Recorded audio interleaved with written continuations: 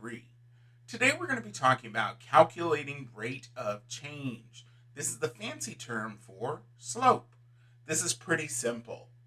The reason that we think slope is so important is because it tells us where our line is going.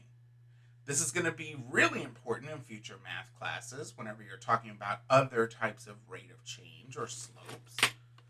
But for today, we're going to limit our discussion to the slope of lines. So let's go ahead and jump into it. In order to create a line, 2 points are needed.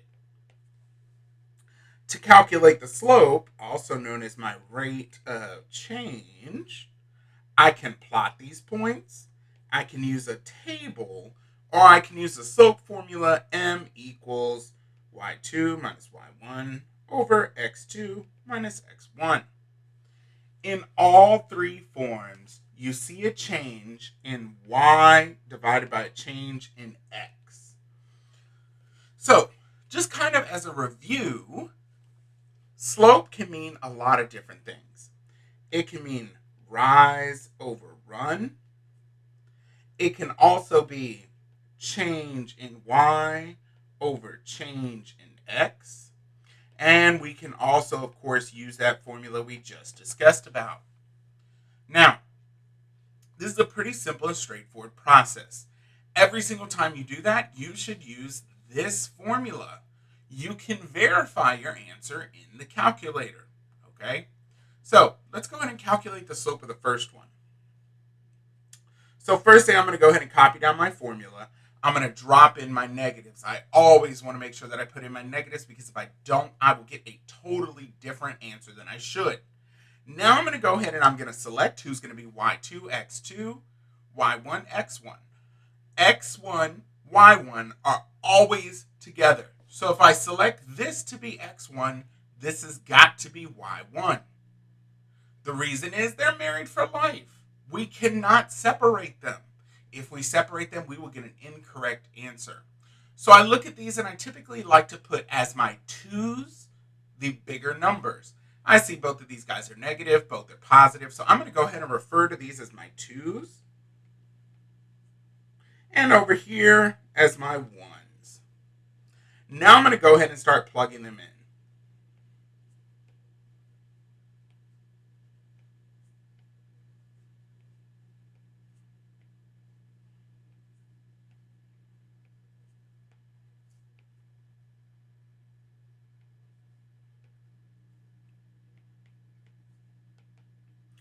All right, so I see two negatives. I'm going to make it a positive. I see that again. I'm going to make it a positive. I'm going to go ahead and start reducing. So my slope is equal to 1 over 2. If I wanted to verify that with my calculator, I can run a linear regression. I do that by starting a new spreadsheet. I'm going to refer to these as the x's from example number 1, the y's from example number 1. I'm going to go ahead and type in my two x values, 8, negative 8, and the associated y values, 1, negative 7.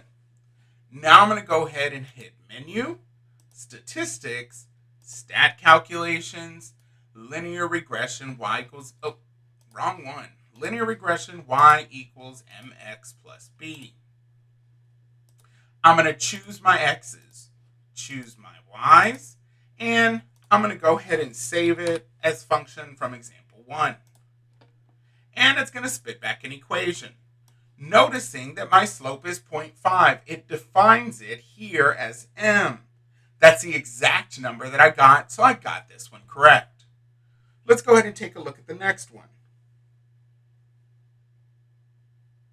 So, the next piece.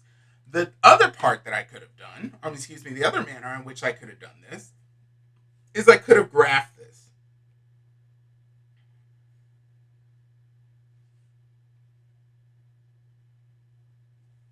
Now, when I do this, I have to connect these exactly. So if you were doing this on paper, you would definitely want to make sure you were using a ruler. And of course, I would just look for 2 points that go exactly through the corners of the boxes. And I would be able to count 1 up, 2 to the right. 1 up, 2 to the right. Exactly as I already know it's going to be. Now, what about if they give us one? Well, as you notice here, this guy has different scaling. Each one of the boxes over here is 50, and each one here is 5. So I have to be super careful. So first thing I'm going to do is I'm going to identify 2 points that go exactly through the corners of the box. I'm going to set up my formula. Now I'm going to go left to right, just like I read. So I say from 200 to 150, I went down 50. And how did I go from 0 to 5? I added 5. Now I can reduce. My slope is equal to negative 10. Super simple. I'm just counting boxes. All right, let's look at this third one. So, of course, this is for the older calculator. We can also use a table of values. I like to avoid decimals, fractions, negatives. And I like zeros, I like small numbers, I like positive numbers. So I'm going to look through these and I'm going to identify just 2 of the points that are the easiest. It does not matter which one you pick. I'm going to go ahead and get my formula set up.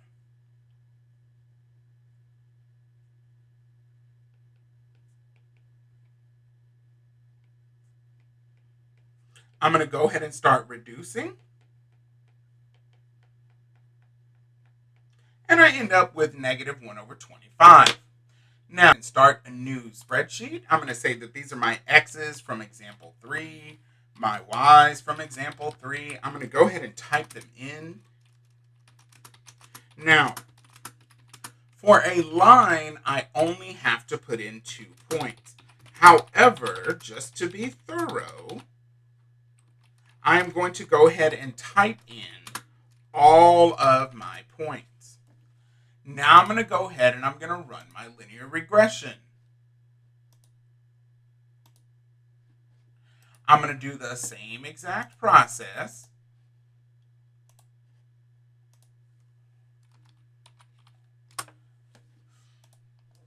And it's going to spit out an m value of negative 0.04. Now, I'm not really sure if that's the same as negative 1 over 25. So I'm going to ask my calculator. Negative 0.04. And I'm going to say, hey, is that equal to negative 1 over 25? And it said true. Those are exactly the same. Therefore, I got that one correct. So it looks like we got all of the problems correct. I want you guys to go ahead and get started on this example question, and I will see you next time.